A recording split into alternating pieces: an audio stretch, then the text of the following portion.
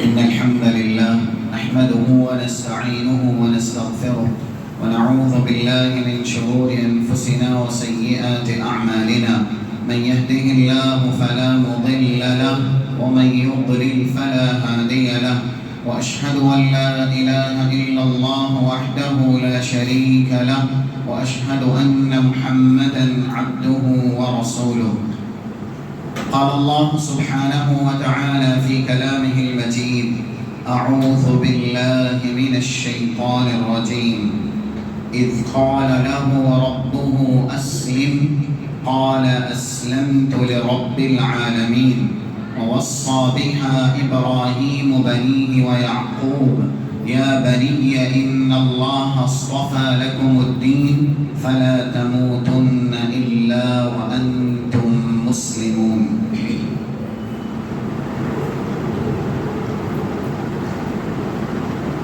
محفل سعید میں موجود قابل احترام ذی وقار علماء کرام، سامعین عظام، پردہ نشین اسلامی خواتین، مختصر سے وقت میں جس موضوع کے تعلق سے آپ کے سامنے گفتگو کرنی ہے اس کا تعلق براہ راست ہم اور آپ کی پیدائش کا جو مقصد ہے مسلم بننا، اس سے ہے۔ مثالی مسلم اور اس کے اوصاف۔ آج دور حاضر میں ہم اور آپ، یہ ملک ہو یا اس کے علاوہ، جس طرف بھی طائرانہ نظر ڈالتے ہیں تو یہ بات اچھی طرح واشداف ہو جاتی ہے، اہل اسلام کے لیے دنیا میں جس طریقے سے رب العالمین نے انہیں اقتدار، تمکنت، تسلط، تغلب بنانے اور دنیا کے اندر باعزت رہنے کے کلام مجید یا فرامین رسول صلی اللہ علیہ وسلم کے اندر بیانات نازل کیے، ویسی حالت آج کے اہل اسلام کی نہیں ہے، بلکہ اس کے برعکس زیادہ تر اسلام کا نام لینے والے، اپنے آپ کو مسلم کہنے والے اور ایسے ہی اسلام کے مطابق زندگی گزارنے کا دعویٰ کرنے والے آج محکوم ہیں، مظلوم ہیں، مقہور ہیں، مجبور ہیں۔ اور اس کی سب سے بڑی وجہ یہ ہے کہ ہم یعنی اہل اسلام دنیا میں کیوں کمزور ہیں، کیوں ذلیل ہیں، کیوں رسوا ہیں۔ آپ قرآن سے پوچھیں تو بھی اس کا جواب ہے، رسول اللہ صلی اللہ علیہ وسلم کے فرمان میں بھی اس کا جواب ہے۔ قرآن کریم 160 نمبر کی آیت مشہور ہے سورہ ال عمران کی: إِن يَنصُرْكُمُ اللَّهُ فَلَا غَالِبَ لَكُمْ وَإِن يَخْذُلْكُمْ فَمَنْ ذَا الَّذِي يَنصُرُكُمْ مِنْ بَعْدِهِ۔ اگر رب العالمین تمہاری مدد کرے گا تو پھر دنیا میں تم سب سے زیادہ غالب رہو گے، دنیا میں حاکم رہو گے، دنیا میں سلطان رہو گے، دنیا میں باوقار رہو گے، دنیا میں با اختیار رہو گے، باعزت رہو گے۔ کب؟ جب اللہ مدد کرے گا۔ وَإِن يَخْذُلْكُمْ فَمَنْ ذَا الَّذِي يَنصُرُكُمْ مِنْ بَعْدِهِ، لیکن اگر اللہ ہی ذلیل کر دے گا تو پھر کون ہے جو تمہیں مدد کر کے عزت دے، مدد کر کے دنیا میں وقعت یا حیثیت دلائے؟ تو یہ آیت کریمہ بتلاتی ہے کہ اللہ کی مدد جب تک اہل اسلام کے ساتھ شامل حال ہے تب تک اہل اسلام دنیا میں غالب ہے۔ اب سوال یہ ہے، اللہ مدد کن کی کرتا ہے، کب کرتا ہے؟ مدد کے وعدے اللہ نے کیے ہیں۔ 4:7 یہ جواب ہے، سورہ روم کی آیت کا ایک ٹکڑا ہے، وَكَانَ حَقًّا عَلَيْنَا نَصْرُ الْمُؤْمِنِينَ۔ جو صحیح معنوں میں مومن ہوتے ہیں، سرتا پیر ایمان کا حلیہ کردار کے اعتبار سے پہنے رہتے ہیں، جو صحیح معنوں میں اسلام اپنانے کے بعد اسلامی ذمہ داریاں نبھاتے ہیں، ان کی مدد کرنا ہم نے اپنے سے ہی اپنے اوپر واجب کر لیا ہے۔ یہ اللہ کا فرمان ہے۔ اہل ایمان، اہل اسلام جو صحیح معنوں میں مومن ہیں، صحیح معنوں میں مسلم ہیں، جیسا اسلام اللہ کو مقصود ہے، جیسا ایمان اللہ کو منظور ہے، اگر ہم اور آپ یا پھر جتنے بھی روئے زمین کے اہل اسلام ہیں ان کا اسلام رہے گا، ان کا ایمان رہے گا، تو رب العالمین ہمیشہ ان کی اعانت، ان کی مدد کرے گا۔ اور اللہ نے یہ وعدہ پورا کیا ہے۔ 123 سے 125 نمبر تک یہ 3 آیتیں ہیں سورہ عمران کی۔ اللہ ارشاد فرماتا ہے، وَلَقَدْ نَصَرَكُمُ اللَّهُ بِبَدْرٍ وَأَنْتُمْ أَذِلَّةٌ فَاتَّقُوا اللَّهَ لَعَلَّكُمْ تَشْكُرُونَ۔ اللہ نے تمہاری مدد کی ایسے محاذ پر جس میں تم ہر اعتبار سے کمزور تھے۔ یہ رسول سے بھی خطاب ہے، یہ صحابہ سے بھی خطاب ہے۔ کب مدد کی؟ بدر کے موقع سے، اور ان کی مدد کس وجہ سے ہوئی اس کا بھی جواب ہے یہ 125 نمبر کی آیت کا ٹکڑا، بلا ان تصبروا وتتقوا۔ ہم نے تمہاری مدد کس لیے کی کہ تم صابر بنے رہے۔ ہم نے کہا اعدائے اسلام کے مقابل آ جاؤ، مال سے، جان سے اسلام کی سربلندی کے لیے تیار ہو جاؤ۔ تم تیار ہو گئے، اور ہمارا یہ بھی وعدہ ہے جیسا کہ سورۃ البقرہ کی آیت نمبر 40 کا ایک ٹکڑا، وَأَوْفُوا بِعَهْدِي أُوفِ بِعَهْدِكُمْ۔ بندو مجھ سے کیا گیا وعدہ پورا کرو تو میں نے جو وعدے تم سے کیے ہیں بحسن خوبی پورا کروں گا۔ ہم نے اللہ سے وعدہ کیا ہے، اللہ تو قابل عبادت ہے، تیری ہی عبادت کریں گے۔ ہم نے اللہ سے وعدہ کیا ہے، جسے کرنے کے لیے تو کہے گا وہی کریں گے، اور وہ کبھی نہ کریں گے جو تیری معصیت سے، تیری سرتابی ہے، گناہ کے کام نہیں کریں گے۔ یہ سارے وعدے ہیں، اس لیے رب العالمین نے اپنے بندوں سے کہا کہ تم مجھ سے کیا گیا وعدہ پورا کرو، میں اپنا وعدہ بحسن خوبی بدرج اتم پورا کروں گا ہی۔ اہل بدر صابرین میں سے تھے، اہل بدر متقین میں سے تھے، اور یہ میں نہیں کہتا، حدیث ہے صحیح بخاری کے اندر کتنی جگہ ہے جس میں 6939 یا ایسے ہی 3983 بڑی حدیث ہے، اور اس میں یہ جملہ ہے جب حاتم بن ابی بلتعہ جن کے تعلق سے یہ گمان آیا کہ انہوں نے جو نافرمانی کی ہے وہ ایک نفاق ہے، حضرت عمر نے کہا، دوسرے لوگوں نے کہا، رسول اللہ کا راز فاش ہو گیا تھا۔ پھر یہ بھی کہا گیا کہ اب ان کی گردن مار دینی چاہیے، تب رسول اللہ صلی اللہ علیہ وسلم نے یہ حدیث سنائی۔ حاتم بن ابی بلتعہ کون ہیں؟ غازی بدر ہیں۔ انہوں نے اس فہرست میں اپنا نام لکھوایا ہے جس نے فرقان نام کی جو جنگ ہے، سب سے پہلی حق اور باطل کے مابین امتیاز کرنے والی، اس میں فتح کا صحرا اللہ کے فضل سے اپنے سروں پہ سجایا ہے، باندھا ہے، اور اللہ کا یہ ارشاد ہے، اعملوا ما شئتم یا اہل بدر۔ بدر کے غازیوں، بدر میں شریک ہو جانے پر، اسلام کی سربلندی کے لیے کاوشیں، کوششیں انجام دینے پر ہم تمہیں یہ اعزاز سے نوازتے ہیں اور یہ مزدِ بشارت سناتے ہیں، اگر بتقاضائے بشریت گناہ تم سے سرزد بھی ہوئے تو قد غفر اللہ لکم، اللہ نے ایسے گناہ کی معافی پہلے ہی تحریر کر دی ہے، اعملوا ما شئتم۔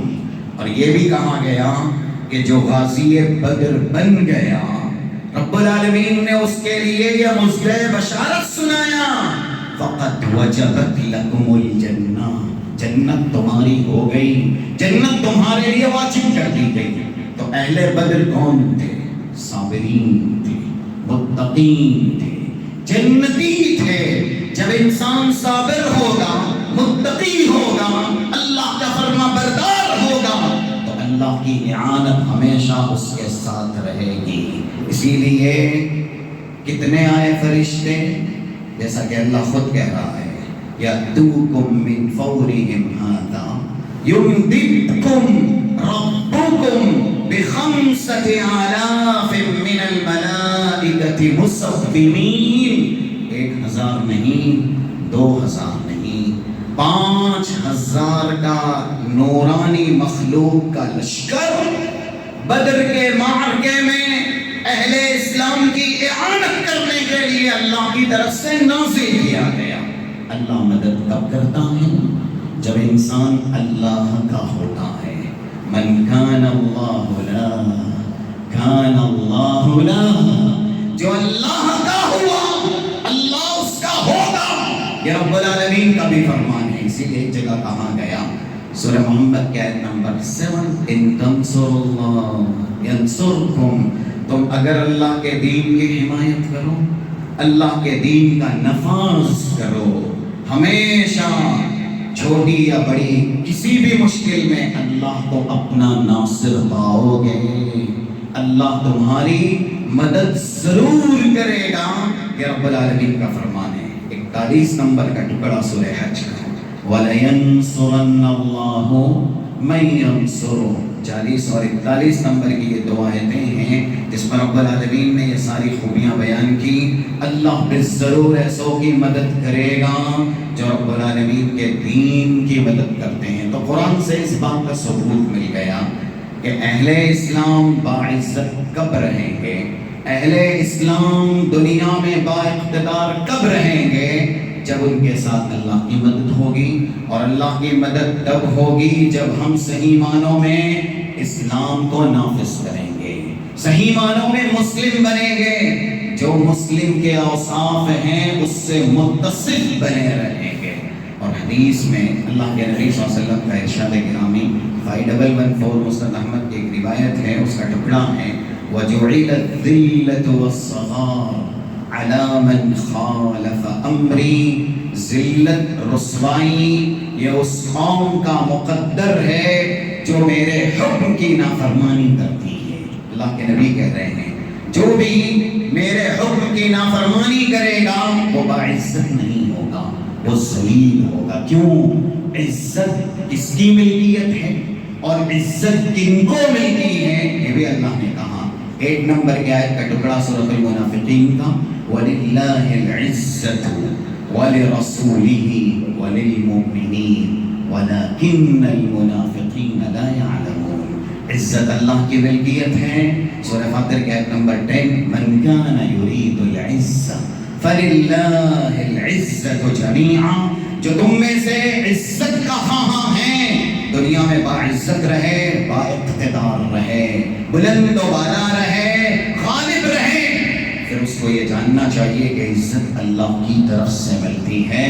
تو 6 نمبر کی پوری آیت ہے سورہ آل عمران کی، ہم اور آپ یہ آیت بہت اچھے سے سنتے ہیں اور 9 کے زبان بھی رہتی ہے، وَلِلَّهُمَّ مَالِكَ الْمُلْكِ تُؤْتِي الْمُلْكَ مَن تَشَاءُ وَتَنزِعُ الْمُلْكَ مِمَّن تَشَاءُ وَتُعِزُّ مَن تَشَاءُ وَتُذِلُّ مَن تَشَاءُ بِيَدِكَ الْخَيْرُ، مالک الملک وہ ہے جسے چاہے بادشاہت دے، جسے چاہے کنگال کر دے، جسے چاہے عزیز بنا دے، عزت دے دے، اور جسے چاہے ذلیل کر دے، کیونکہ ساری بھلائیوں اور اس کی ملکیت اور اس کے خزانے اللہ کے ہاتھ میں ہیں، اللہ اس کا مالک ہے۔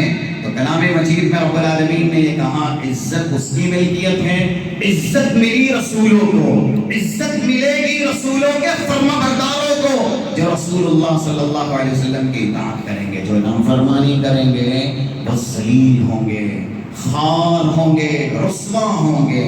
یہ 63 نمبر کی ایک آیت کریمہ ہے جو سورہ نور کی ہے، اس کا ایک ٹکڑا فَلْيَحْذَرِ الَّذِينَ يُخَالِفُونَ عَنْ أَمْرِهِ أَن تُصِيبَهُمْ فِتْنَةٌ أَوْ يُصِيبَهُمْ عَذَابٌ أَلِيمٌ۔ ان لوگوں کو ڈر جانا چاہیے جو رسول اللہ صلی اللہ علیہ وسلم کی نافرمانی کرتے ہیں اس بات سے کہ کہیں اچانک کسی عذاب کا وہ شکار بنا دیے جائے دنیا میں، اور اگر نہیں بنائے گئے دنیا میں تو پھر عذاب علیم تو ضرور ہے ایسوں کے لیے جو رسول اللہ کی نافرمانی کرتے ہیں۔ اس لیے قرآن سے بھی ثابت ہوا، حدیث سے بھی ثابت ہوا کہ ہم جب تک مسلم صحیح معنوں میں نہیں بنیں گے حالات بہتر نہیں ہوں گے، بد سے بدتر ہوں گے۔ اور ہمارے جو مخالفین ہیں نا وہ بھی یہ بات اچھی طرح جانتے ہیں۔ اور دیکھیے ایک ریفرنس ہے صحیح کتاب صحیح الموارد، جس کا پورا نام موارد الظمآن الی زوائد ابن حبان ہے۔ اس میں ایک روایت ہے، ایک اثر ہے 1429 نمبر کا، بہت بڑا اثر ہے۔ عمرو بن عاص جو کہ مصر کے حاکم بھی رہے اور ایسے ہی کئی ایک غزوے میں وہ شامل بھی ہوئے، وہ اپنا ایک واقعہ بیان کرتے ہیں کہ ایک موقع تھا کہ میں روم کی طرف لشکر لے کر کے گیا۔ روم زیادہ تر اہل کتاب تھے، یہود اور نصارہ، تو ان کی طرف سے اہل اسلام سے لڑنے کے لیے جو لشکر کا قائد تھا، جرنیل تھا، وہ اپنی کتاب کا پڑھا ہوا تھا، تورات اور انجیل اس کے احکامات جانتا تھا۔ ابھی اس سے پہلے کہ مسلم اور جو بھی عیسائی ہیں یا اہل روم ہیں آپس میں برسر پیکار ہوں، عمرو بن عاص سے کچھ باتیں اس نے کہی اور کہا دیکھیے جس رسول کا تذکرہ ابھی ابھی آپ نے کیا ہے، کیونکہ رسول اللہ جب بھی کوئی سریہ یا غزوہ بھیجتے تو پھر نصیحت کرتے جو بھی امیر غزوہ ہوتا کہ آپ اسلام کی دعوت دیں گے، میری رسالت کی طرف لوگوں کو بلائیں گے۔ عمرو بن عاص نے وہی کیا، اللہ کے نبی صلی اللہ علیہ وسلم کی رسالت کا چرچا کیا۔ تو وہ جرنیل جو رومی جرنیل ہے وہ کہنے لگا قد جاءت رسولنا مثل الذی جاء بکم رسولکم، ہماری طرف بھی کئی ایک رسول آئے جیسے ابھی ابھی آپ نے کہا کہ آپ کے مابین بھی ایک رسول آیا ہے، اور ہم یہ بات اچھی طرح جانتے ہیں۔ فَإِنْ أَخَذْتُمْ، یہ کون کہہ رہا ہے؟ رومی جرنیل کہہ رہا ہے، ریفرنس دیا گیا آپ کے سامنے۔ فَإِنْ أَخَذْتُمْ أَمْرَ نَبِيِّكُمْ، میں یہ کہنا چاہتا ہوں اگر صحیح معنوں میں اپنے رسول کی لائی ہوئی تعلیم کو دانتوں کی مضبوطی کی طرح کردار میں نافذ کرتے رہو گے، اپنی زندگی ویسے ہی گزارو گے جیسے رسول نے سکھایا، رسول نے بتایا، تو آگے وہ خود کہہ رہا ہے لم یقاتلکم احد الا غلبتموہ، یہ الفاظ ذہن میں رکھیے، جب تک نبی کی لائی ہوئی شریعت کے مطابق زندگی گزارو گے، دنیا کی بڑی سی بڑی طاقتور قوم اگر تم سے جنگ کرے گی اس کا مقدر کیا ہوگا؟ وہ زیر ہو جائے گی۔ وہ کون ہوگی؟ زیر ہوگی، ذلیل ہوگی، رسوا ہوگی۔ کب؟ فَإِنْ أَخَذْتُمْ أَمْرَ نَبِيِّكُمْ، جب تمہارے نبی کی لائی ہوئی شریعت کے مطابق اپنی زندگی گزارو گے۔ ہمارے پاس بھی بہت سے رسول آئے، لیکن رسولوں کے چلے جانے کے بعد وَفِينَا قَدْ ظَهَرَ لَنَا مُلُوكٌ بادشاہ حضرات آئے، اور جب بادشاہت آ گئی، عمرا آ گئے، تو انہوں نے بذات خود خواہشات کی پیروکاری کی، نفس کی غلامی کی، اور دوسرے لوگ ان کے غلام بن گئے، اس لیے ذلیل خوار ہوئے۔ تم اگر نبی کی لائی ہوئی شریعت کے مطابق عمل پیرا رہو گے، دنیا کی طاقتور قوم تمہارے مد مقابل آئی تو اس کا انجام یہی ہونا ہے کہ وہ ذلیل ہوگی، وہ خوار ہوگی۔ وَلَمْ يُشَارِرْكُمْ أَحَدٌ إِلَّا ظَهَرْتُمْ عَلَيْهِ، جو تمہیں شاطرانہ نگاہ دکھائے گا، جو تم سے بدمعاشی کرے گا، جو تمہارے خلاف مکر و فریب کی جال بچھائے گا، اس کا انجام یہی ہونا ہے۔ جو کلام مجید کا ایک ٹکڑا ہے 43 نمبر کی آیت کا سورہ فاطر کا، وَلَا يَحِيقُ الْمَكْرُ السَّيِّئُ إِلَّا بِأَهْلِهِ، جال بچھانے والا اپنی جال میں خود قید ہو جائے گا، مکر فریب رچنے والا اپنے مکر و فریب میں گرفتار ہو جائے گا۔ یہ کون کہہ رہا ہے؟ وہ کہہ رہا ہے جو دشمن بن کے اہل اسلام کے سامنے آیا ہے۔ تو یہ باتیں ہمیں ذہن میں اچھی طرح بیٹھا لینی چاہیے کہ اسلام جب تک صحیح معنوں میں ہم نہیں اپنائیں گے، ہم مسلم جیسے اللہ کو مقصود ہے نہیں بنیں گے، حالات اچھے نہیں ہوں گے۔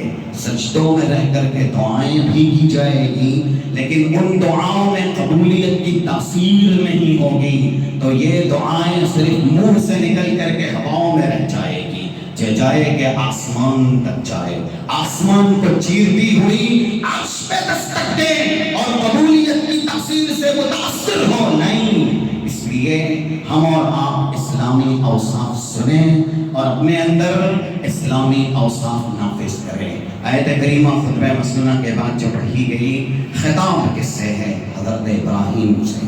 اللہ کہتا ہے، اور دیکھیے اسلام ہے ہماری ذات کے ساتھ، تو دنیا بھی ہے ہمارے لیے بہتر، برتر، بلندر، اور دنیا کے بعد ابھی جیسے شیخ محترم سے آپ نے سنا، چاہے مرحلے قبر ہو، آگے کی منزل میدان محشر ہو، اس سے آگے کی منزل صراط ہو، جہاں کہیں بھی ہم ہیں مشکل میں، ہماری قیادت، ہماری سیادت صرف اور صرف اسلام کر سکے گا۔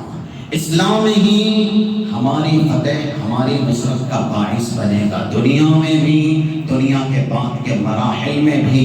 اور اسی کو ایک حدیث کے اندر بیان کیا گیا، مشکل الآثار، امام طحاوی کی کتاب ہے، 6155 نمبر سے رسول اللہ کا ارشاد گرامی ہے۔ یہ حدیث سنیے، اپنے آپ سے پوچھئے، اپنے ضمیر کا احتساب کیجئے، گھرانے کا ماحول دیکھیے، کیا آج اس حدیث میں جو بیان موجود ہے ہم اس حدیث کو عملی جامہ پہنا رہے ہیں؟ لَيَبْلُغَنَّ هَذَا الْأَمْرُ مَا بَلَغَ اللَّيْلُ وَالنَّهَارُ۔ یہ اسلام دنیا میں آیا ہے پھیلنے کے لیے، اسلام دنیا میں آیا ہے دنیا کے کونے کونے تک پہنچنے کے لیے، کیونکہ یہ اللہ کا دین ہے۔ يُرِيدُونَ لِيُطْفِئُوا نُورَ اللَّهِ بِأَفْوَاهِهِمْ، سورہ صف کی آیتیں ہیں، چاہے 8 نمبر کی یا 9 نمبر کی، اس میں یہ بیان موجود ہیں۔ جو لوگ اسلام کے خلاف شاطر بازی کریں گے یا دسیسہ کاری کریں گے، رب العالمین اپنے دین کو اور غالب کرے گا۔ مشرکین کے چاہنے سے، منافقین کے عزم سے یہ دین کبھی بھی نعوذ باللہ زیر نہیں ہوگا، پست نہیں ہوگا۔ تو رسول اللہ کہہ رہے ہیں اسلام وہاں تک پہنچے گا جہاں جہاں دن رات ہوتے ہیں، دن رات پوری دنیا میں اسلام کا ڈنگا بجے گا۔ اور پھر کہا لا یترک اللہ بیت مدر ولا وبر الا ادخلہ اللہ بہذا الدین بعز عزیز او ذل ذلیل۔ ہر گھر میں اللہ اپنے دین کی آواز کو ضرور پہنچائے گا، اور جس گھرانے میں اسلامی آواز پہنچی یا تو وہ گھرانے سمیت باعزت بن جائے گا یا پھر ذلیل سے ذلیل ہو جائے گا۔ بعز عزیز اعزہ اللہ بالاسلام، اللہ جس کو بھی عزت دے گا محض اسلام پر عمل پیرا ہونے کی وجہ سے ہی عزت دے گا. او ذل ذلیل اذلہ اللہ بالاسلام، اللہ جس کو بھی ذلیل کرے گا اسلام کی نافرمانی، اسلام کی خلاف ورزی کرنے پر ہی ذلیل کرے گا. سوال یہ ہے کیا ہماری ذات تک اسلامی آواز پہنچی؟ بالکل پہنچی.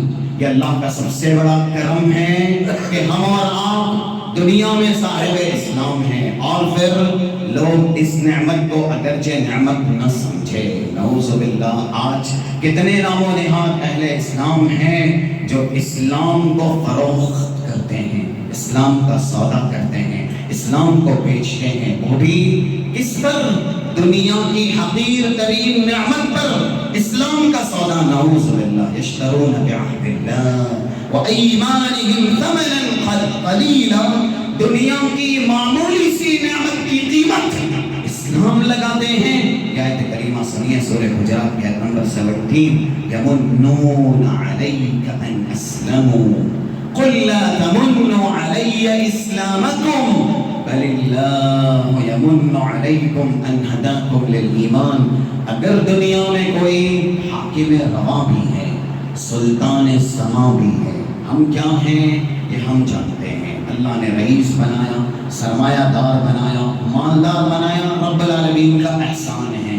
لوگ آج دنیاوی نعمتوں کو ترجیح دیتے ہیں، دینی نعمتوں کی اہمیت قابلیت سمجھتے ہی نہیں. دین کچھ بھی نہیں ہے لوگوں کے نزدیک، کیونکہ وہ دینی تعلیمات سے بیزار ہیں، دینی تعلیمات سے دور ہیں. ہم بات کر رہے ہیں وہ جو دنیا کا حاکم ہو، جو دنیا کا سلطان ہو، جسے پوری دنیا اللہ نے قدموں میں ڈال کے حکومت دنیا سے نوازا ہو، اس کی یہ نعمت بھی نعمت اسلام کے سامنے بالکل ہیچ ہے، بالکل حقیر ہے.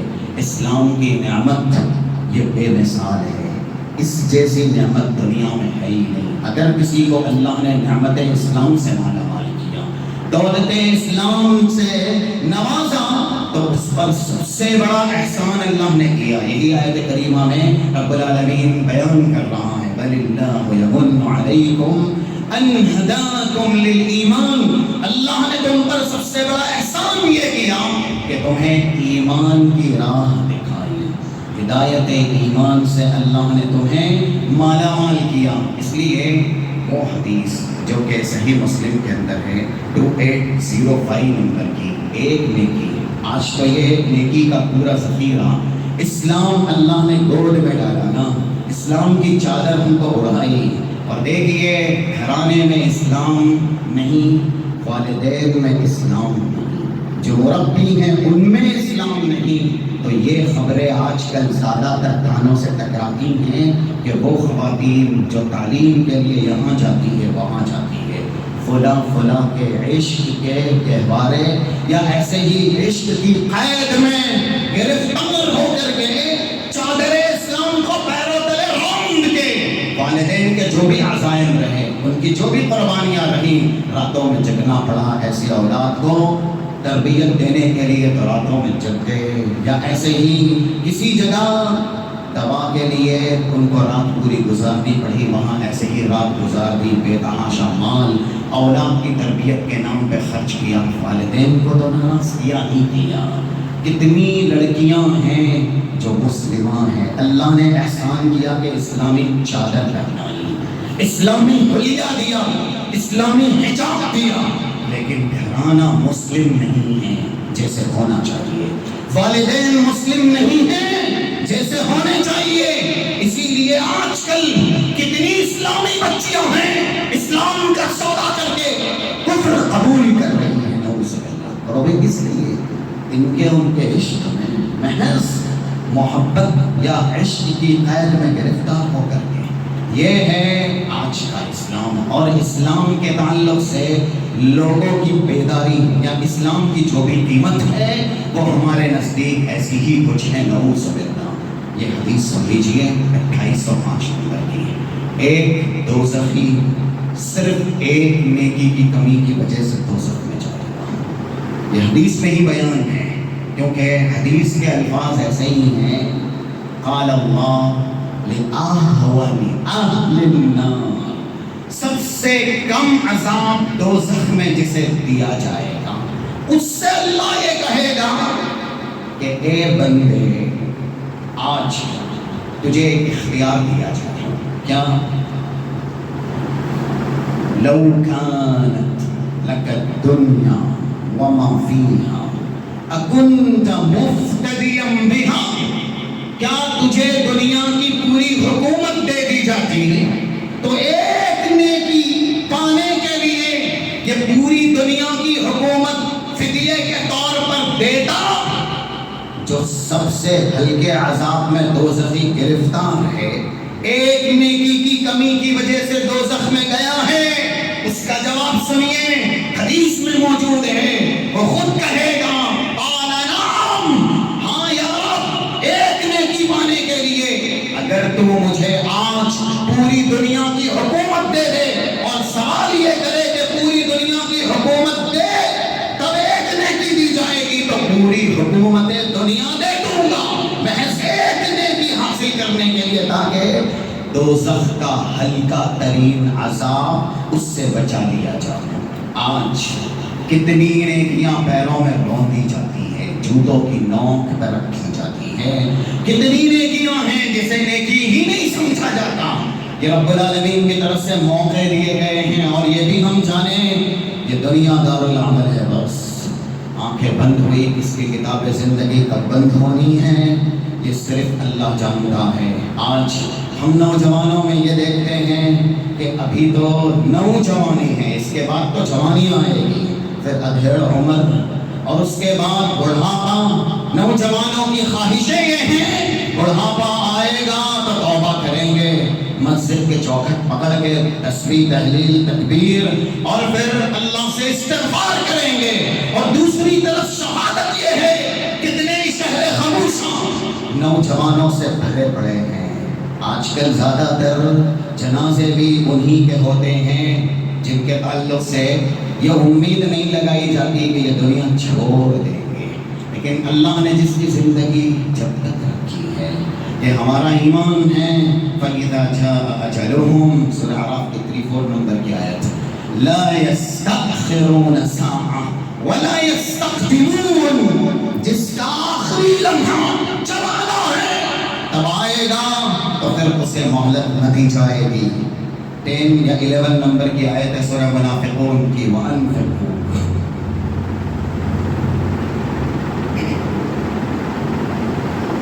مِمَّا رَزَقْنَاكُم مِّن قَبْلِ أَن يَأْتِيَ أَحَدَكُمُ الْمَوْتُ فَيَقُولَ رَبِّ لَوْلَا أَخَّرْتَنِي إِلَىٰ أَجَلٍ قَرِيبٍ۔ رسول اللہ صلی اللہ علیہ وسلم رب العالمین ہم اور آپ کو یہ درس اور سبق دیتے ہیں، جو بھی ہمارے نعمت میں اللہ کی طرف سے ہمیں دیا گیا، ہم اللہ کی راہ میں خرچ کریں، انفاق کریں، مال کا ہو، صحت کا ہو، یا پھر ایسے ہی وقت کا ہو، اس سے پہلے کہ یہ پورا وقت ہی جو دنیا میں ہمیں دیا گیا ہے ہم سے سلب کر لیا جائے، اور جب اچانک موت کا پیغام آتا ہے تو ایک نیکی کرنے والا اللہ سے نیکی کی بھیک مانگتا ہے، اللہ ایک لمحے کی یا تھوڑے دیر کی مہلت دے دے، فَأَصَّدَّقَ، صدقہ کر لو، أَكُن مِّنَ الصَّالِحِينَ، نیکوکار ہو جاؤں، وَلَن يُؤَخِّرَ اللَّهُ نَفْسًا إِذَا جَاءَ أَجَلُهَا، لیکن جب جس کو دنیا سے اللہ اٹھا لیتا ہے تو یہی دنیا دارالعمل ہے۔ زمین پر رہ کر کے ہی زمین میں جانے کی آپ تیاری کر سکتے ہیں، دنیا میں رہتے ہوئے ہی آپ آخرت کے لیے نتائج اور ثمرات اکٹھا کر سکتے ہیں۔ دنیا میں معمولی سا سفر کرنا ہو، ایک دن یا اس سے بھی کم مہلت کا، تو ایک انسان زیادہ راہ بہت لیتا ہے، پورا لیتا ہے۔ تو جب یہ معمولی سی عقل دنیا میں سفر کے لیے ہم اور آپ کو یہ درس دیتی ہے، سفر کرنا ہے، ساری سہولیات ہے، ایوری ویئر، جدھر بھی آپ کو جو چیز چاہیے آج کا ترقی یافتہ زمانہ اویلیبل کر سکتا ہے۔ آپ کو وہ چیز وہاں پر دریافت کرنے پر مل سکتی ہے بآسانی، پھر بھی ہم دنیا میں سفر کرتے ہیں، معمولی سا سفر، زیادہ راہ ساتھ لیتے ہیں۔ یہ قبر کا سفر، یہ حشر کا سفر کتنا لمبا ہوگا یہ صرف اللہ جانتا ہے۔ اس کے لیے زیادہ راہ کتنا اکٹھا کیا، اس کے لیے ذخیرہ اندوزی کتنی کی۔ بردستہ یہاں پر ایک حدیث یاد آئی، جیسا کہ 16,750 نمبر کی حدیث ہے جو مسند احمد کے اندر موجود ہے۔ اللہ کے نبی صلی اللہ علیہ وسلم ارشاد فرماتے ہیں، لو ان عبدا خر وجهه من ولد الى ان يموت، انسان جس لمحے پیدا ہوا ہے اس عام سے لے کر کے مرنے تک بھی عبادت کر لے اور نیکیاں اکٹھا کر لے، یہ ناممکن ہے، یہ کوئی کر نہیں سکتا۔ رسول اللہ کہہ رہے ہیں اگر کرنے والا اتنا بھی کر لے، پھر آئے میدان محشر میں لحقرہ بذلک اليوم، میدان محشر کے دن اتنی نیکیوں کو بھی ناکافی سمجھے گا، حقیر سمجھے گا۔ وَلَوَدَّ أَنَّهُ رَدَّ إِلَى الدُّنْيَا كَيْ يَزْدَادَ مِنَ الْأَجْرِ وَالثَّوَابِ، یہ 17650 17650 نمبر کی مسند احمد کی حدیث، دوبارہ دنیا کی طرف جانے کی خواہش کرے گا، اللہ پھر سے دنیا کی طرف بھیج تاکہ اور نیکیوں کا ذخیرہ لے کر کے آؤں، تاکہ تیرے عذاب سے بچ سکوں، یہاں کی سختیوں سے محفوظ ہو سکوں۔ کون؟ پیدائش کے لمحے سے لے کر کے وفات تک سجدے ہی کرے، عبادت ہی کرے، اللہ کی اطاعت ہی کرے، ایسا کوئی کر سکتا ہے؟ نہیں کر سکتا۔ رسول اللہ نے اس کو ہی مثال بنایا، یہ بالکل صحیح حدیث ہے۔ اگر یہ حدیث ہم اور آپ کو یہ سکھاتی ہے کہ آخرت کی اتنی تیاری بھی کر لی جائے تو بھی ایک مومن کے لیے، یا ایسے ہی مومن کو جو عقل و خرد دی گئی ہے، ساتھ ساتھ اللہ کا ڈر دیا گیا ہے، وہ مومن یہ سمجھے کہ یہ ناکافی ہے۔ ہم اور آپ نے کتنی تیاری کی ہے، یہاں سے چلے جانے کے بعد ابھی ہم نے سنا ہمارے اعزا اقربا 3116 ابن حبان کی بڑی حدیث ہے، جب انسان سپرد قبر کیا جاتا ہے لَيَسْمَعُ خَفْقَ نِعَالِهِمْ حِينَ يُوَلُّونَ مُدْبِرِينَ، یہ تمہارے بچے، یہ تمہارے دوست، یہ تمہارا گھرانہ، یہ تمہارے پڑوسی، یہ تمہارے سماج والے تمہیں تاریک نگری میں ڈال کے واپس جا رہے ہیں، اللہ قدموں کی آہٹ سناتا ہے۔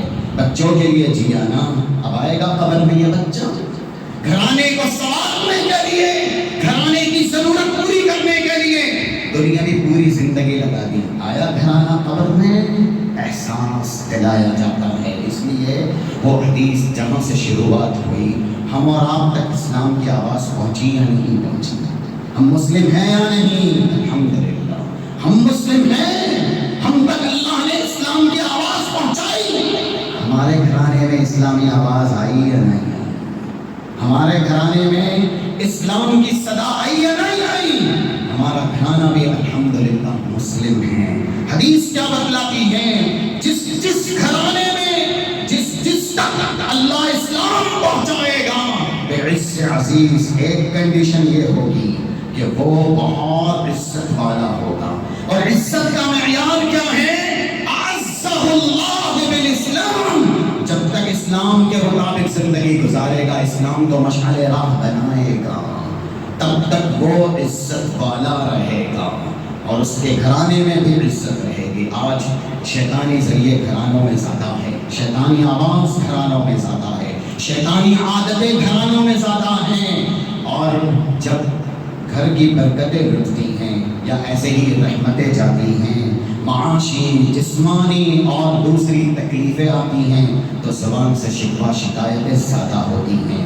ہمارے ساتھ یہ ہو رہا ہے، ہمارے بچوں کے ساتھ یہ ہو رہا ہے۔ بیماری ہے کہ دور جانے، یا پھر بیماری ہے کہ شفا میں تبدیل ہونے کا نام نہیں لیتی ہیں۔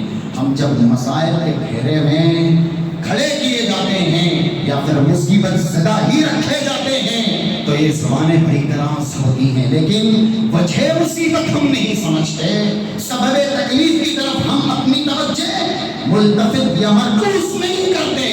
یہ مصیبت کیوں ہے، یہ تکلیفیں کیوں ہیں، زندگی اجیرن ہے نا. زیادہ تر اہل اسلام کی یہ شکایت ہے، معاشی بحران ہے، رزق کے اندر برکت نہیں ہے. پہلے اللہ نے خوشحال رکھا لیکن آج بدحالی کے آثار ہی طاری ہیں.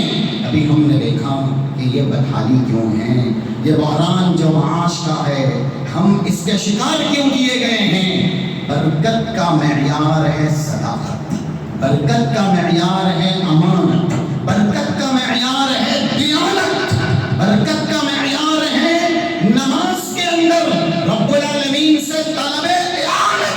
کیا ہم نے نماز مکمل پڑھی؟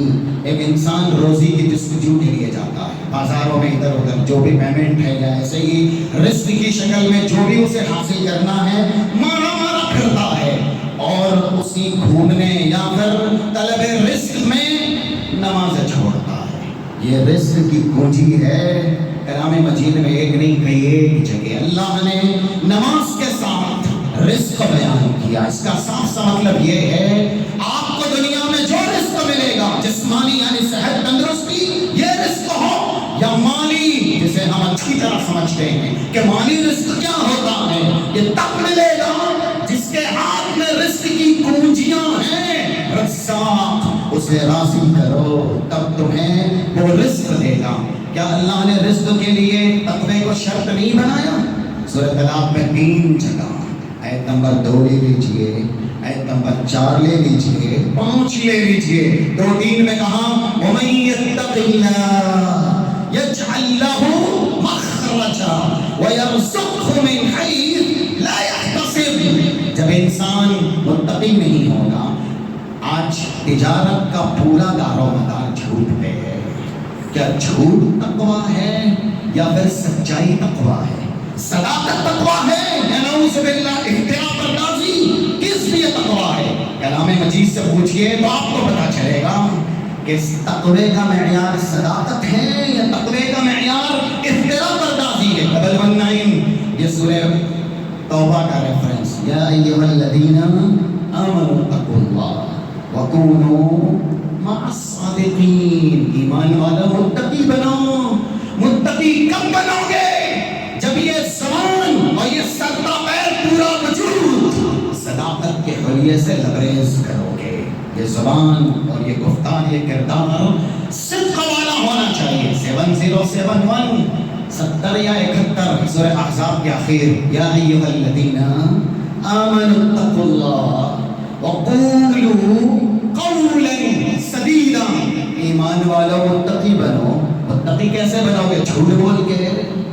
آج کتنے تاجر ہیں، ہم کسی کا نام نہیں لیتے، ہو سکتا ہے یہاں پہ بھی ہوں، کتنے ہی اسلامی تاجر ہیں، ان کی تجارت جس وقت میں وہ تجارت کرتے ہیں 100 میں سے تقریباً جب بولنے کا وقت آتا ہے تو 90% وہ جھوٹ بولتے ہیں. جب تجارت کی بنیاد جھوٹ پہ ہے تو پھر برکت کیسے ہوگی؟ تجارت کی بنیاد جھوٹ پہ ہے، اللہ کی طرف سے رزق حلال کیسے ملے گا؟ وہ رزق جتنی آسانی سے آئے گا اتنی آسانی سے چلا جائے گا. ایمان والوں متقی بنو. قولوا قولا سدیدا. سچ بولو گے تو متقی رہو گے. اور نماز کے تعلق سے کلام مجید ایک جگہ کہتا ہے 132 یہ سورہ طٰہٰ کی آیتیں ہیں وَأْمُرْ أَهْلَكَ بِالصَّلَاةِ وَاصْطَبِرْ عَلَيْهَا لَا نَسْأَلُكَ رِزْقًا نَحْنُ نَرْزُقُكَ. رسول اہل و عیال کو نماز کا حکم دیجیے. آج ہم سمیت گھرانہ ہی بے نمازی ہے. کبھی دل میں آیا نماز پڑھ لی، زیادہ تر نماز چھوڑ دی. کیا اس طرح سے ہم اللہ کو راضی کر سکتے ہیں؟ اس طرح سے اپنے رزق میں برکت پا سکتے ہیں؟ ایک نماز اگر ہم اور آپ ترک کریں نا جان بوجھ کر کے تو شریعت کہتی ہے نیکیاں پامال کر دی جاتی ہیں. یہ 552 یا 553 دو حدیثیں صحیح بخاری کی. من ترک صلاۃ العصر فقد حبط عمله. جس نے جان بوجھ کر بغیر عذر کے عصر کی نماز ترک کر دی اس کا عمل برباد ہو گیا. اللہ پورے عمل کو مٹا سکتا ہے. الذي تفوته صلاة العصر فكأنما وتر أهله یا أهله وماله، جس کی عصر کی نماز فوت ہوئی، اب مال اسے اللہ کے عذاب سے بچا نہیں سکتا، اہل اللہ کے عذاب سے بچا نہیں سکتا، ایک نماز کی بات ہے۔ اور ہم زیادہ تر نمازیں چھوڑتے ہیں۔ وہ انسان جو رزق کی جستجو کر رہا ہے، رزق کی چابی بھول کے گیا ہے رزق کا تالا کھولنے کے لیے، یہ اللہ کہہ رہا ہے کہ نبی اپنے گھرانے کو نماز کا حکم دیجیے، واصطبر علیہا، اور آپ بھی نماز پر مستمر ہو جائیے، محافظ نماز کے بنیے۔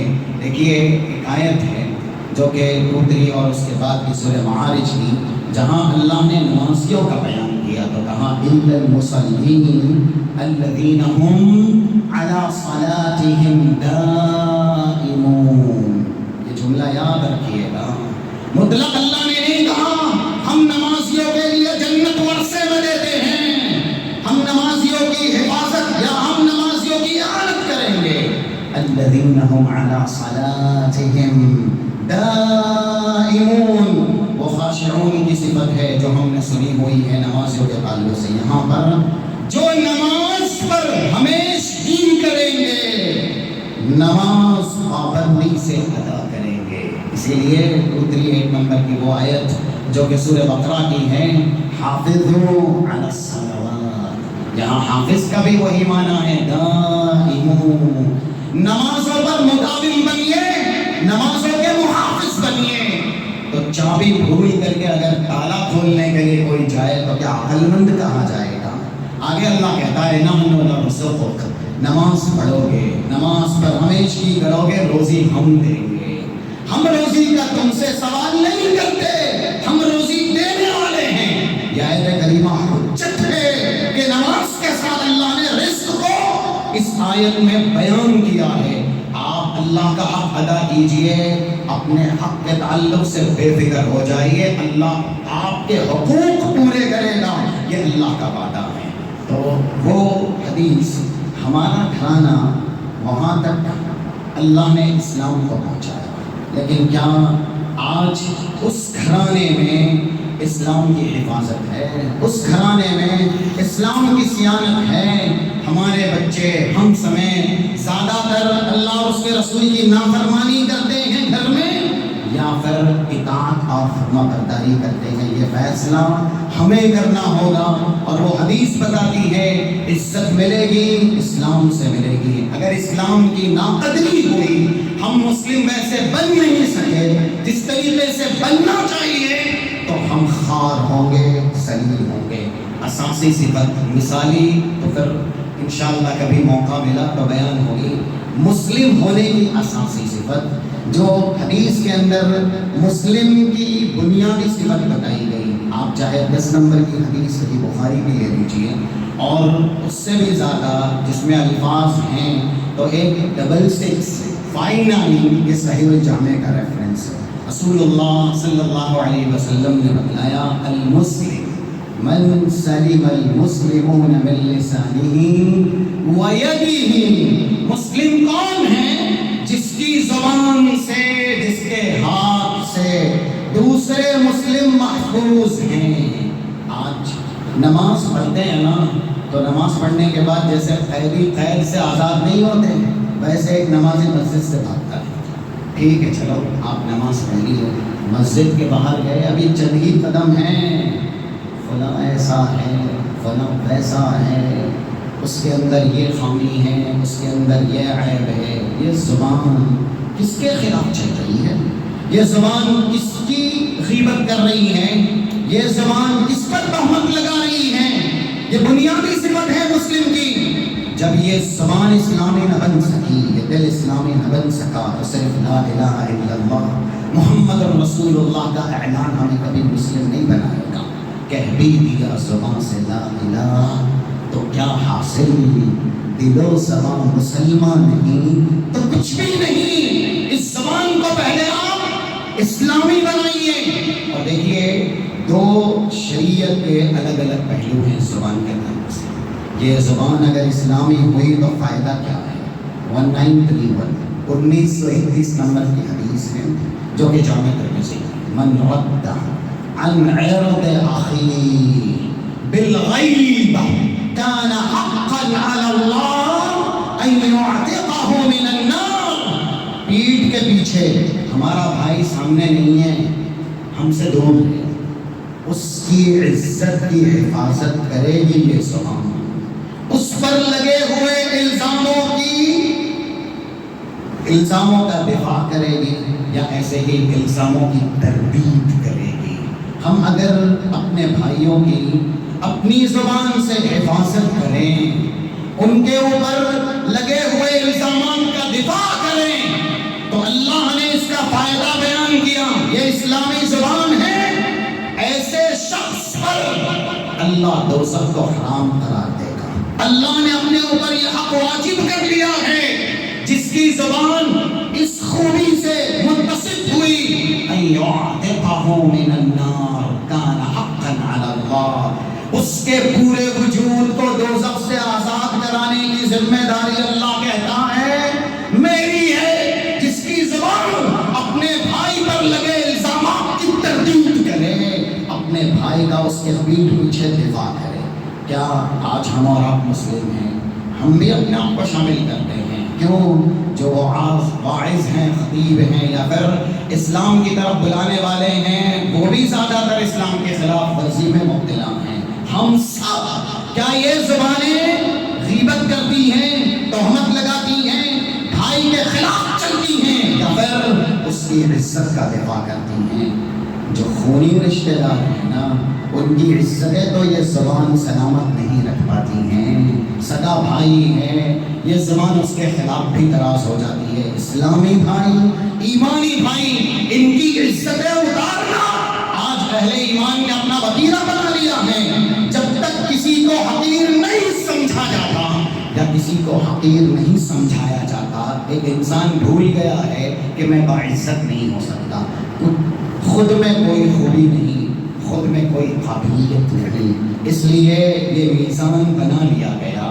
دوسروں کو کمتر، دوسروں کو پستر، دوسروں کو حقیر تر، دوسروں کو ذلیل تر بناتے جاؤ، اپنے آپ کو باعزت شمار کرتے جاؤ.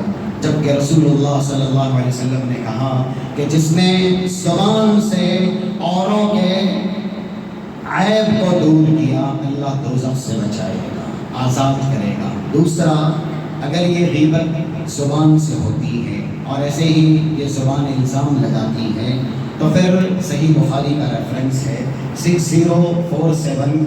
رسول اللہ صلی اللہ علیہ وسلم کا ارشاد گرامی ہے من قذف مسلما ومن لعن مسلما كقتله. کوئی اگر کسی مسلم پر تہمت لگائے، کوئی کسی مسلم کو گالی گلوچ کرے، کوئی کسی مسلم پر لعن طعن کرے، تو پھر گویا وہ اس کا قاتل ہو گیا ہے، وہ اس کا قاتل ہو گیا ہے. قتل کرنا کتنا بڑا گناہ ہے، یعنی بڑے بڑے گناہوں میں سے گناہ ہے ناحق کسی کو قتل کرنا. اور رسول اللہ صلی اللہ علیہ وسلم نے یہ بھی بیان کیا، جیسا کہ ایک حدیث ہے کہ یہی زبان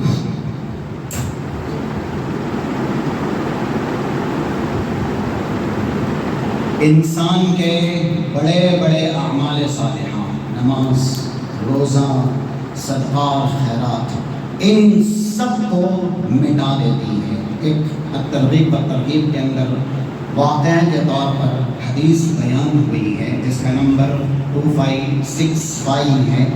ایک خاتون کے تعلق سے حضرت ابو ہریرہ بیان کرتے ہیں ان فلانۃ تذکر من قلۃ صلاتها وصيامها وصدقاتها غير أنها لا تؤذي بلسانها جيرانها قال وهي في الجنة. ایک خاتون کا تذکرہ رسول اللہ صلی اللہ علیہ وسلم کے سامنے کیا گیا.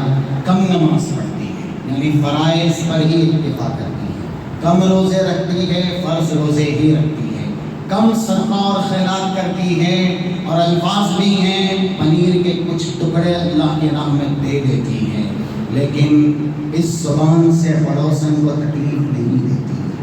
زبان پر اس کی لگام ہے، زبان اس کی اسلامی نہج پہ ہے، تو آپ کا فیصلہ کیا ہے؟ رسول اللہ فیصلہ سناتے ہیں کہ وہ خاتون جنتی ہے۔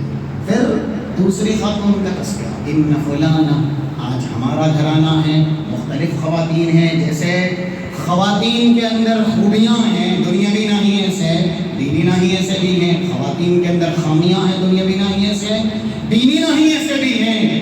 ہمارا گھرانہ بھی مختلف خواتین سے بھرا ہے، ایک خاتون بہن کی شکل میں، ایک خاتون بیٹی کی شکل میں، ایک خاتون بیوی کی شکل میں، ایک خاتون ماں کی شکل میں۔ ہر گھرانے میں خواتین ہیں اور عادتیں بھی مختلف ہوتی ہیں، جیسے خواتین ہیں لمبائی میں یا پھر ایسے ہی جو جسمانی ساخت ہے اس اعتبار سے، خلقت کے اعتبار سے وہ مختلف ہیں، تو اوصاف میں بھی مختلف رہتی ہیں۔ کچھ خواتین ہیں جو زبان کی حفاظت کرتی ہیں اور کچھ ہیں جو نہیں کرتی، سماج معاشرے کے اندر بھی ہیں۔ تو یہ فیصلہ صرف اس خاتون تک کے لیے محدود نہیں ہے جو صرف رسول اللہ صلی اللہ علیہ وسلم کے سامنے جس کا تذکرہ ہوا ہے، یہ فیصلہ عمومی ہے۔ اگرچہ اس موقع پر خاتون کے تعلق سے رسول اللہ نے سنایا، کیونکہ شریعت کا قاعدہ یہی ہے کہ جو باتیں یا جو واقعات شریعت میں بیان ہوتے ہیں ان واقعات کا اطلاق سب پر ہوتا ہے۔ اگرچہ کسی کا خاص واقعہ شریعت کے اندر بیان ہوا ہو، صرف ان تک ہی وہ حکم نہیں رہتا ہے۔ تو اللہ کے نبی صلی اللہ علیہ وسلم سے پوچھا گیا، بہت زیادہ نماز پڑھتی، ان فلانا تذکر من کثرت صلاتها، بہت نماز پڑھتی، بہت روزے رکھتی ہے، بہت صدقہ اور خیرات کرتی ہے، لیکن تؤذی بلسانها جیرانہا، اپنی زبان کی حفاظت نہیں کرتی، زبان سے پڑوسن کو تکلیف دیتی ہے۔ رسول اللہ نے کیا ارشاد فرمایا؟ قال وہی فی النار، زبان کی حفاظت نہ کرنے کی وجہ سے یہ خاتون دوزخ میں جائے گی۔ خواتین اگر گفتگو سن رہی ہیں تو پھر وہ اپنی اصلاح کرے، اس واقعے کو ذہن نشین کرے۔ صرف وقت کی دامنی سے میں صرف آپ کو ریفرنس دینا چاہتا ہوں، جامع ترمذی کے اندر 2407 2407 نمبر کی حدیث ہے۔ زبان کا مقام یہ بتلایا گیا کہ یہ زبان اگر صحیح ہے آپ کا پورا جسم صحیح ہے۔ یہ زبان خود اعضائے جسمانی سے جب بھی ابن آدم صبح کرتا ہے کہتی ہے تو اللہ سے ڈر، پورے اعضائے جسمانی زبان سے کہتے ہیں اللہ سے ڈر، اگر تو صحیح تو ہم صحیح ہیں، تو درست نہیں تو ہم صحیح ہوتے ہوئے بھی درست نہیں رہ سکتے۔ اور ایسے ہی صحیح مسلم کا ایک ریفرنس ہے 2581 2581 نمبر کی حدیث ہے، ایک انسان کے نام اعمال میں نماز ہے، روزہ ہے، صدقہ اور خیرات ہے، قیامت کے دن اللہ اسے مفلس بنا دے گا، ساری نیکیاں تقسیم کر دے گا، اور ساری نیکیاں تقسیم کرنے میں بڑی وجہ زبان سے کسی کو گالی دینا، زبان سے غیبت کرنا، زبان سے کسی کو تکلیف دینا، اور بھی کچھ تکلیفیں ہیں، نہ کسی کا خون کیا ہوگا، کسی کا مال کھایا ہوگا، لیکن زبانی گناہ اس کے اندر زیادہ بیان ہوئے ہیں۔ تو رسول اللہ نے مسلم کی بنیادی صفت یہ بیان کی، مسلم وہ ہے جس کی زبان سے دوسرا مسلم محفوظ رہے، مسلم وہ ہے جس کے ہاتھ سے دوسرا مسلم محفوظ رہے۔ آج ایک انسان اپنے ہی بھائیوں کے خلاف سینہ تان، ظلم کر کے یا تعدی کر کے، اس کو ڈرا کے دھمکا کے، اس پر ظلم کر کے اپنے آپ کو کہتا ہے میں بہادر ہوں۔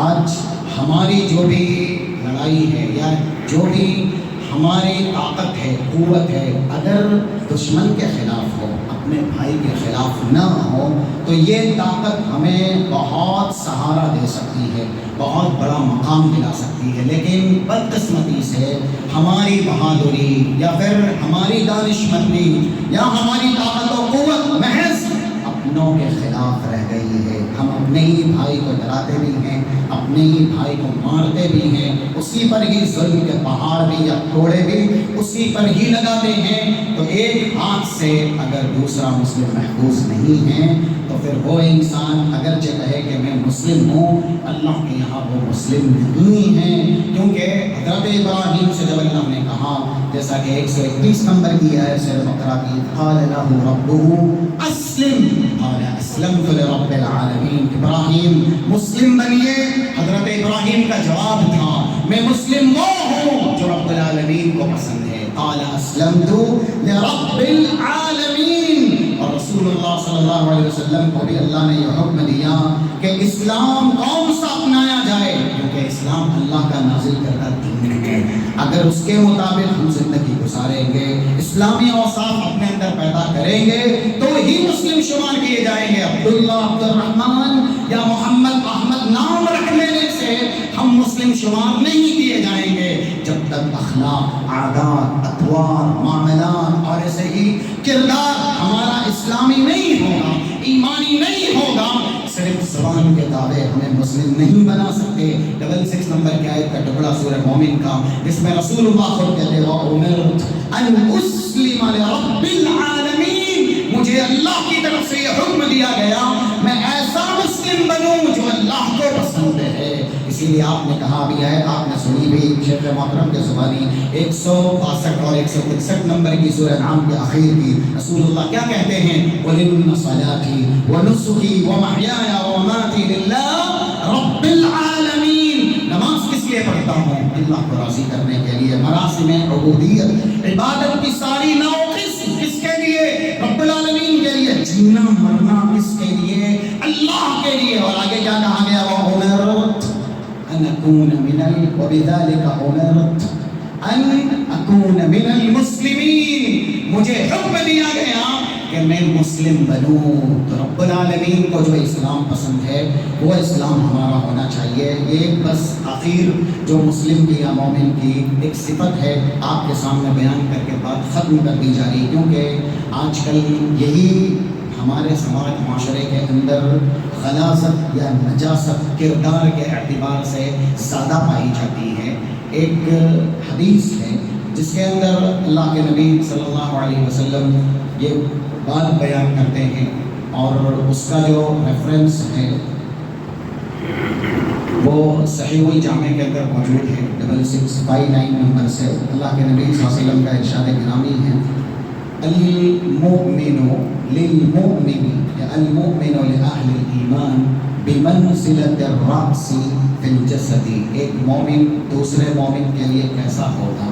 رسول اللہ صلی اللہ علیہ وسلم تعبیر کر رہے ہیں ایک مومن دوسرے مومن کے لیے ویسا ہی ہے جیسے یہ سر پورے جسم کے لیے ہے. یعلم المؤمن لأہل الایمان کما یعلم الجسد لما فی الرأس.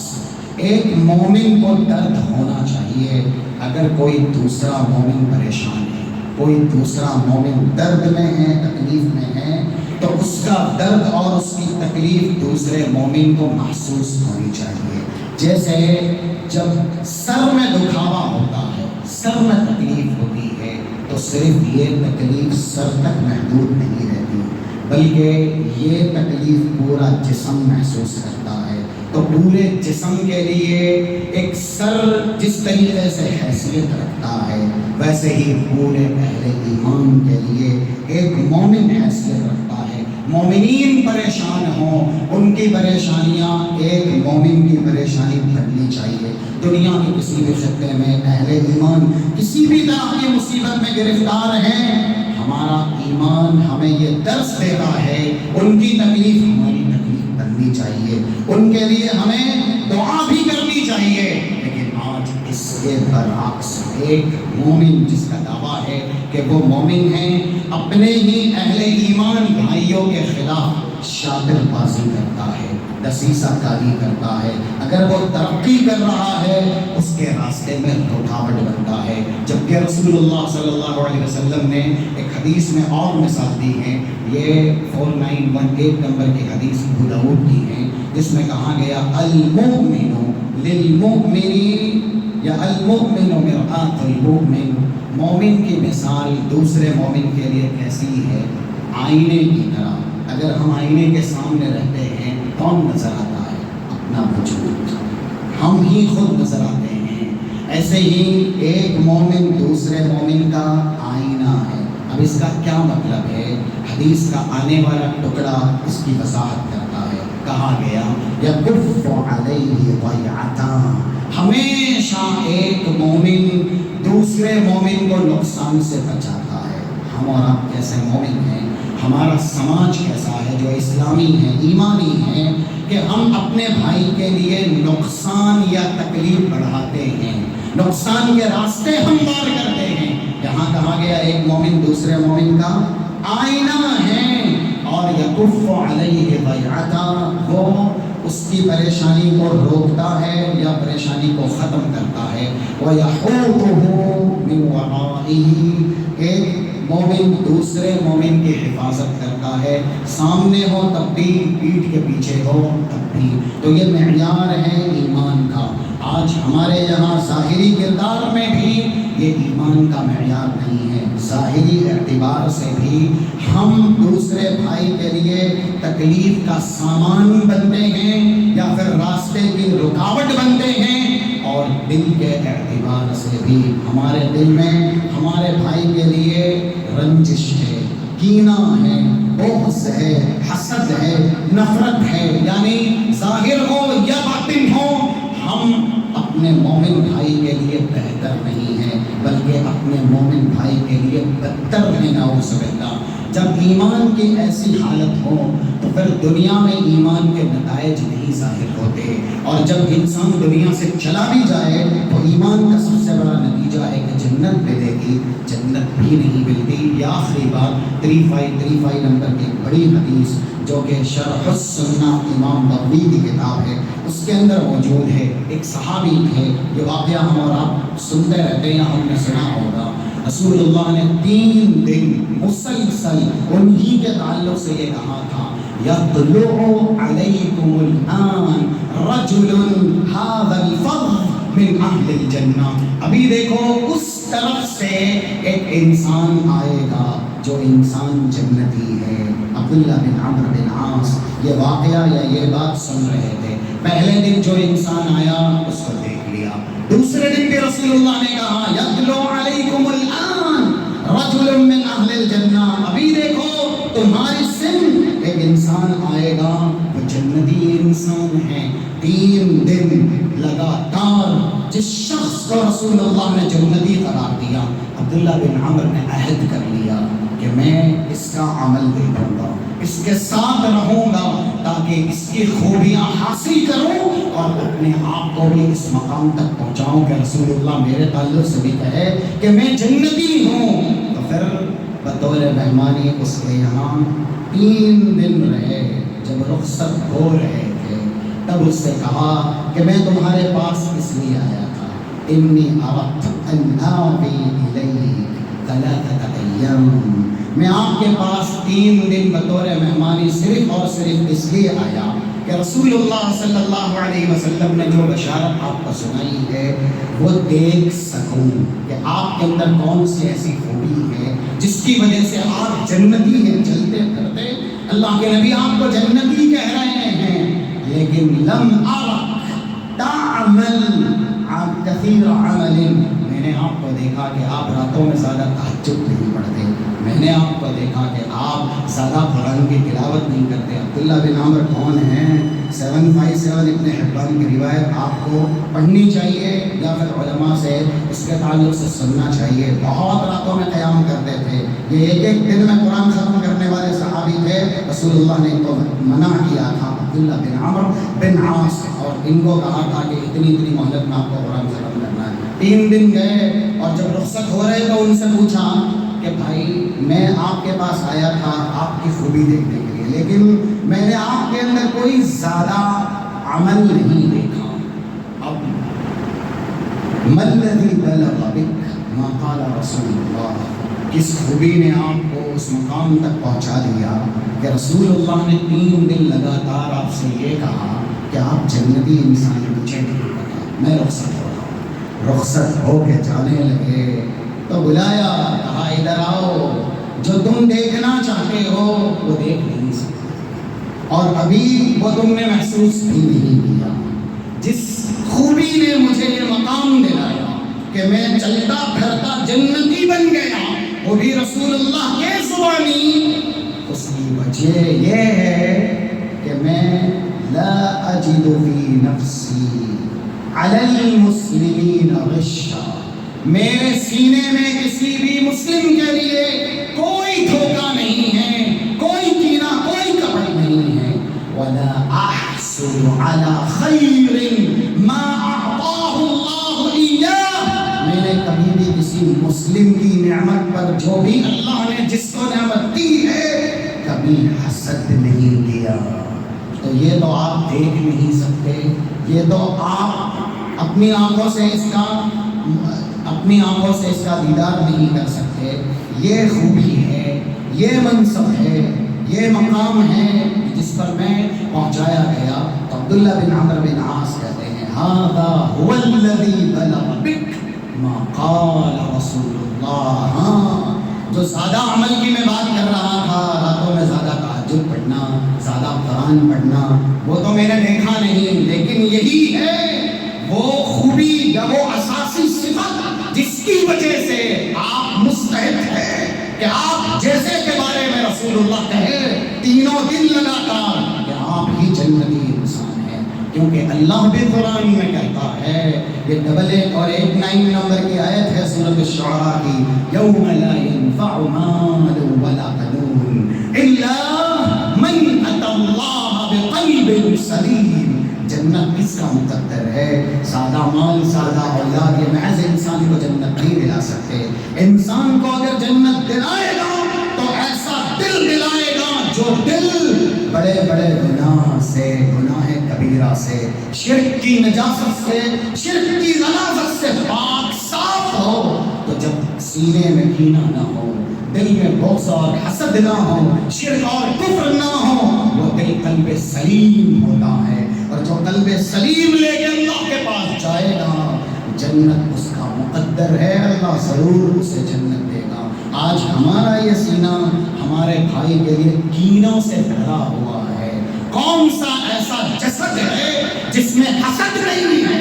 تو جب جسم میں حسد ہوگا اور ایسے ہی سینے میں کینہ ہوگا تو پھر یہ حدیث ہے جو کہ جامع ترمذی کے اندر رسول اللہ صلی اللہ علیہ وسلم نے ایک موقع سے کہا 2510 نمبر کی کہ ایک بیماری تم میں ایسے آئے گی جو پچھلوں میں آئی تھی، اور وہ بیماری دبے پاؤں آئے گی۔ لا تحلق الشعر، وہ بیماری سر نہیں مونڈتی، بل تحلق الدین، دین پورا مونڈ دیتی ہے۔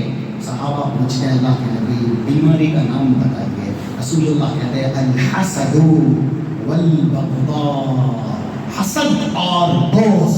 حسد ہم اچھی طرح جانتے ہیں، جس کے پاس اللہ کی طرف سے کوئی نعمت ہو، یہ خواہش کرنا اس سے چھن کے مجھے مل جائے، یا پھر ایسے ہی اس سے چھن جائے، یہ بھی حسد ہے۔ اگر یہ خواہش ہو کہ نہ ہو مجھے ملے یا نہ ملے۔ اور بغض، جس سے نفرت نہیں کرنی چاہیے، جس سے دشمنی نہیں کرنی چاہیے۔ کس سے نفرت کرنی چاہیے بھائی؟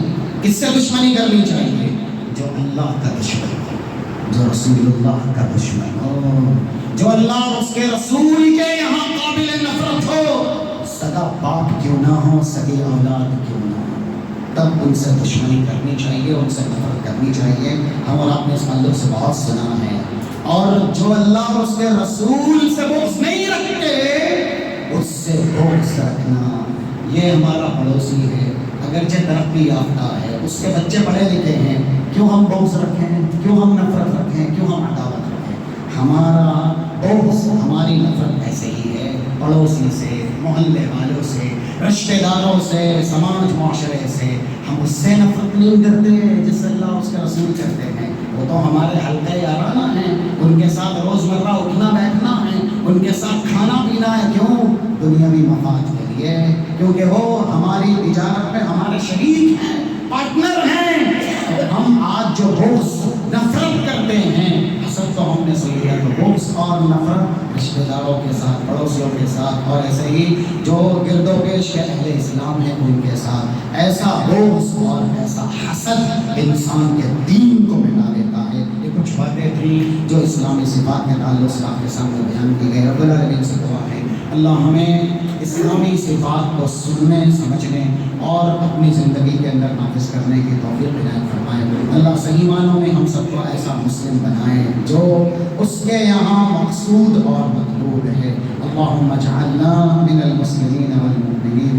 اللہ ہمیں ایسے مومنین، ایسے مسلمین میں شامل فرمائیں جن کی زندگی دونوں جہاں میں خوشگوار ہے، اور ایسے ہی جن کی سیرت کو اللہ نے حسین کیا ہے، جن کے اجر کو ان کی زندگی کے اندر بھی جاری کیا، اور اللہ ان کی وفات کے بعد بھی ان کے اجر کو جاری کرے گا۔ ایسے مومنین، ایسے مسلمین میں اللہ ہمارا شمار فرمائے۔ صلی اللہ علی نبینا محمد وعلی آلہ وصحبہ اجمعین۔ السلام علیکم ورحمۃ